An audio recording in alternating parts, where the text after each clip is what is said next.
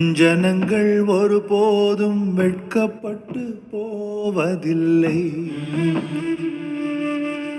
ஜனங்கள் ஒருபோதும் வெட்கப்பட்டு போவதில்லை. தேவனாகிய கர்த்தாவே, உம்மை போல் வேறொருவர் இல்லையே. தேவனாகிய கர்த்தாவே, உம்மை போல் வேறொருவர் இல்லையே. எங்கள் மத்தியில் என்றென்றும் வாழ்பவரே, எங்கள் மத்தியில் என்றென்றும் வாழ்பவரே, வெட்கப்பட்டு போவதில்லை. நாங்கள் வெட்கப்பட்டு போவதில்லை.